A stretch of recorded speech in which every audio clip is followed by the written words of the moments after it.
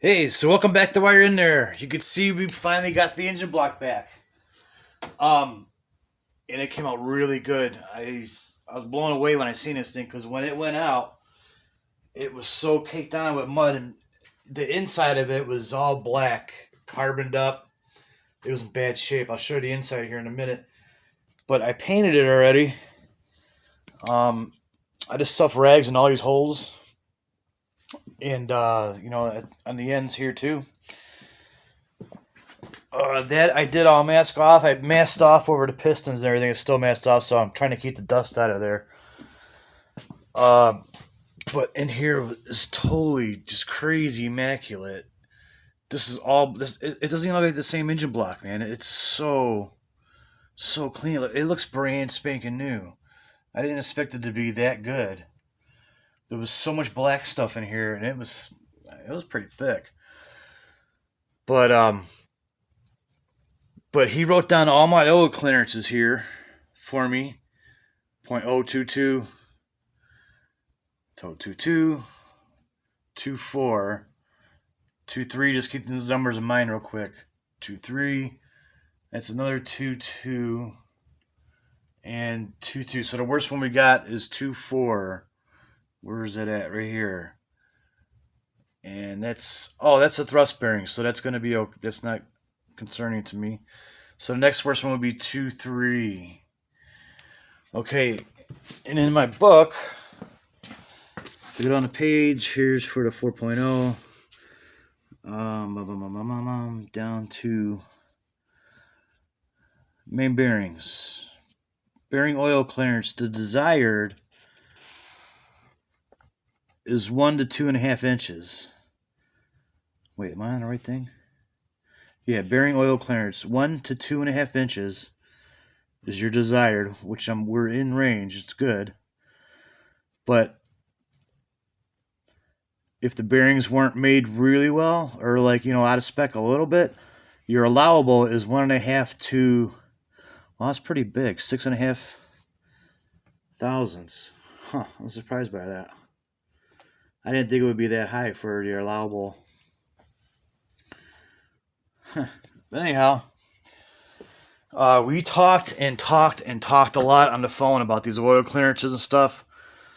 And he checked everything. I didn't know he was going to write all the numbers down like that. That's cool. I'm glad that he did. So, and he wrote them on the caps for the pistons too, what the numbers were for the bearing clearances for the oil pressure. So I'm pretty confident this is going to work really, really well. So I was going to do Plasti Dip and check all that stuff myself. Man, that's a big time eating up though. But you should do that unless you have the guy do it like I had my guy do it.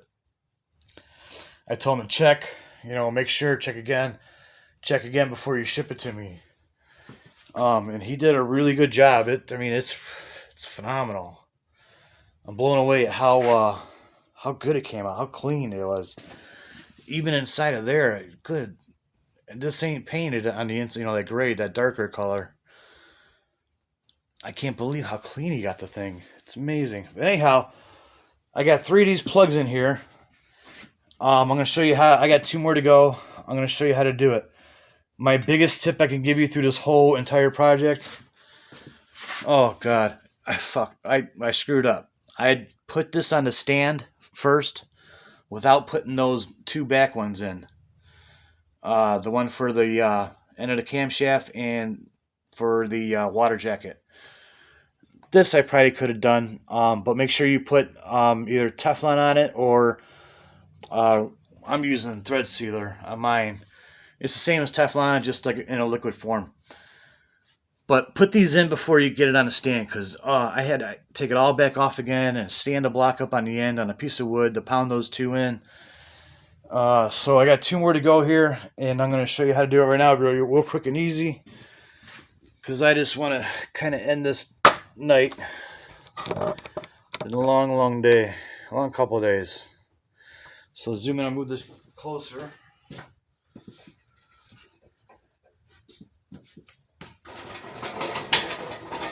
Alright, is that a good view? Yeah, that looks pretty good, huh? Here we'll get the cool parts in the photo. Uh, shoot, how's that?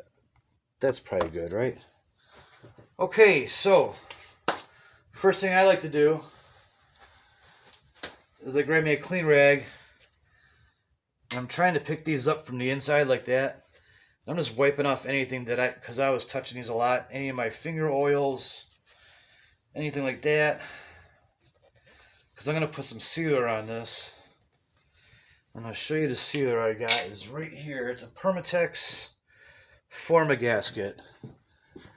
It actually says aviation Formagasket. It was on Amazon. It's small. I mean, you can see it's in the palm of my hand. I think it was like $12 for this little bottle. This stuff goes a long way, and I'll probably never buy this again in my life because I won't have the use for it. But yeah, pick your piece back up. Try not to touch it like that.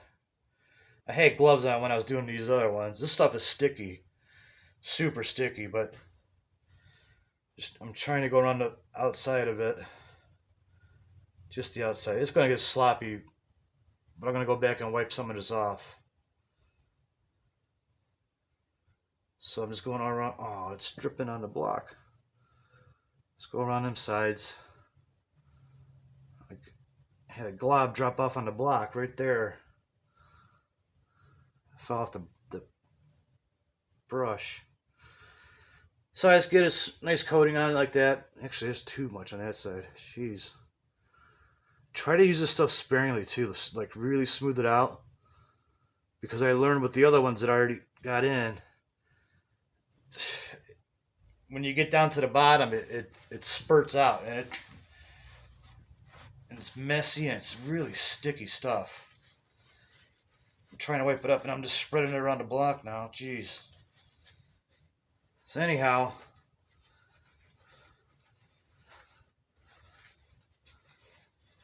get a clean spot in your rag. Get that stuff off the bottom. You only want it to going up the sides.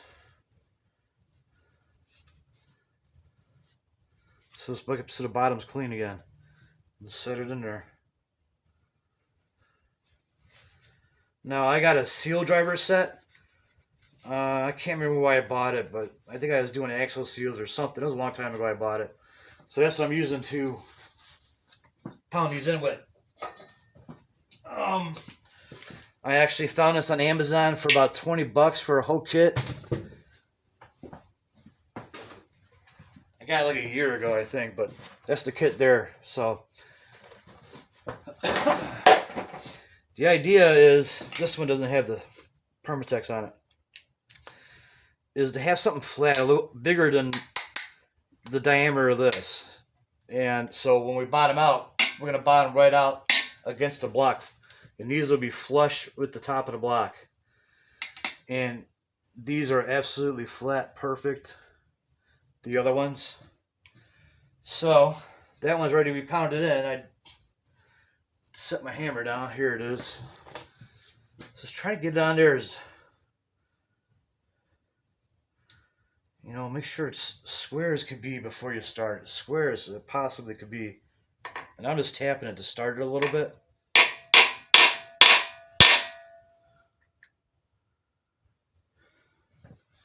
And I can already see it looks like it's a little crooked.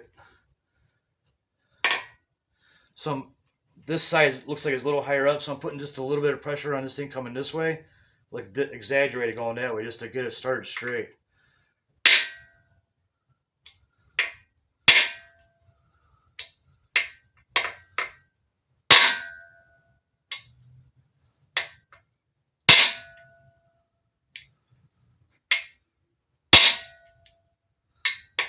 Okay. Now I'm going straight down. The bolt is coming loose on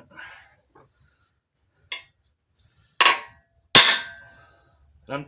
I'm checking it every time. I mean, it moves, but I'm watching it.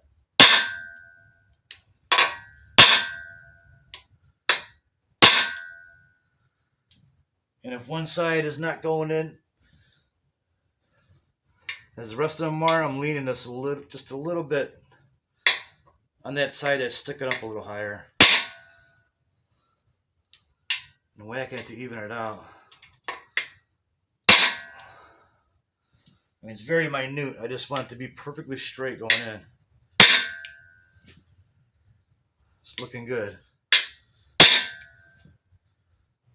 Looking good.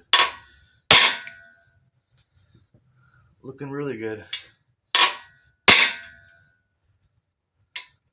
I'm hitting this pretty hard. You'll know when you hit the bottom, it'll be a thunk instead of that high pitched like ting sound. It'll go thunk. Like right there on one side, I felt it.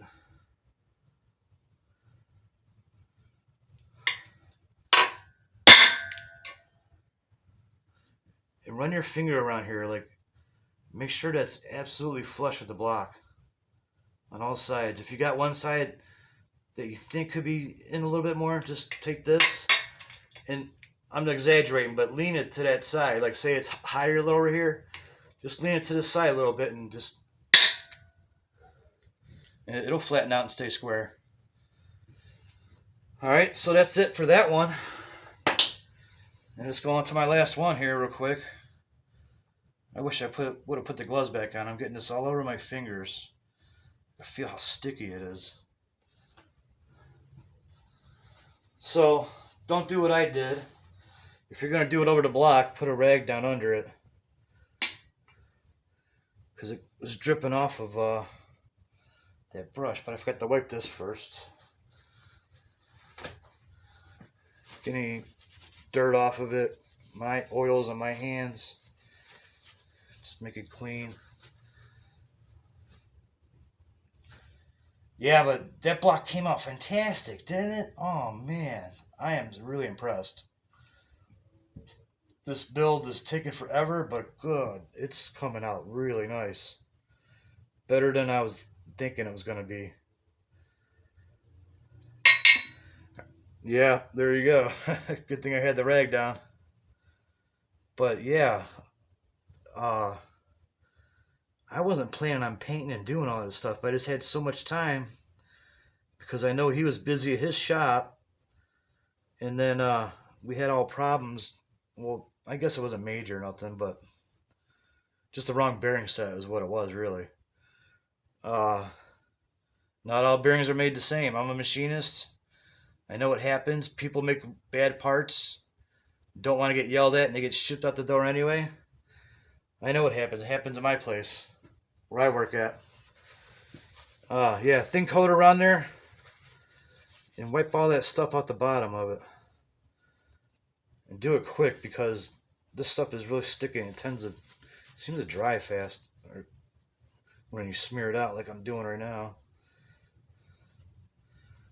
But that's hard to hold on to like that too. Trying to hold on inside of the thing. Okay, so got another drop of that goop. Oh man, I got this stuff everywhere. Just painted the block.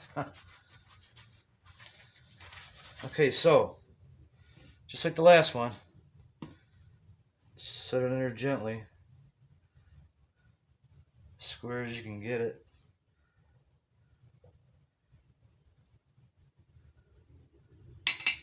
Oh.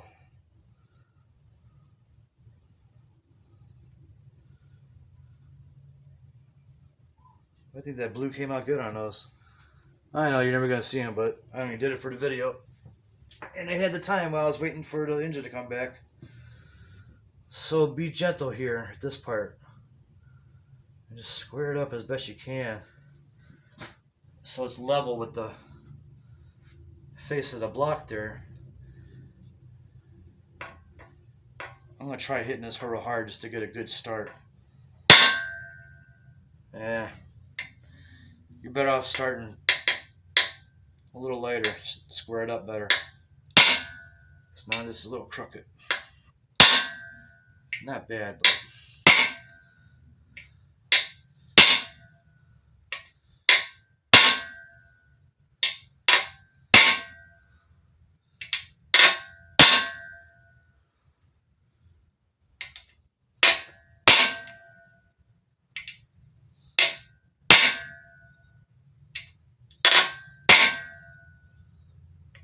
It's going good.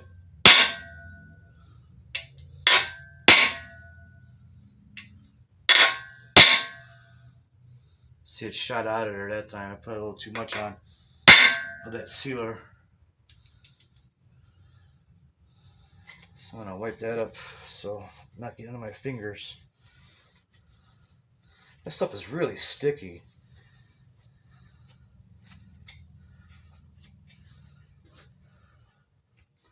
It's like tree sap sticky.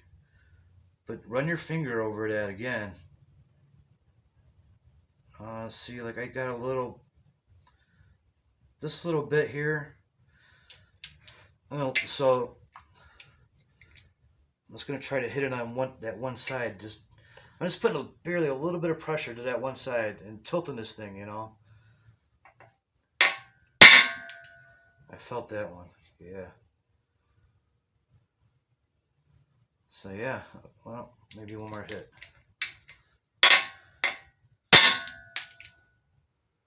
Yeah, nice and good.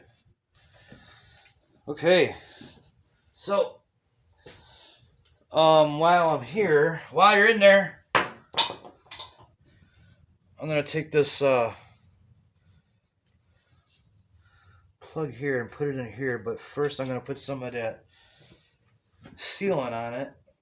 So I'm gonna grab my Allen wrench here, put it on the end of there like this. And I just squirted a little bit of this out onto a paper towel. And I don't want to get too much on it. So I pull out a little tiny brush. Oops. You gotta go crazy with this stuff. I'm gonna wipe off the bottom of that too. Looks like I already see I got it on there.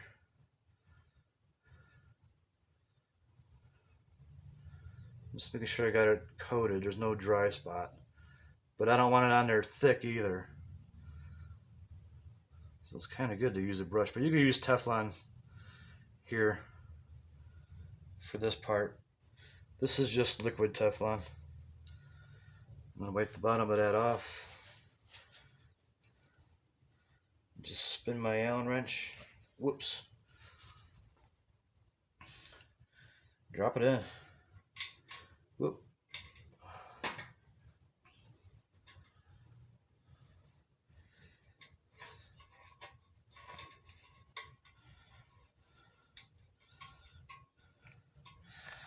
And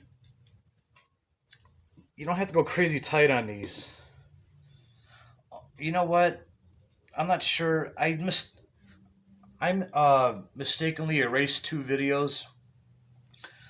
One was pulling these plugs out, and the other one was removing the crankshaft from the block, and that was it. And then it was off to the machine shop. But yeah, don't go crazy tight on these. But when you're pulling these out from the old one, if it's original, it's an 8mm square head. And I had to find it on Amazon. They had it, but it just took them like 2 days to get it to me. And that's it. Don't go crazy tight on that. And don't forget the one that's behind where the cam is. Right there.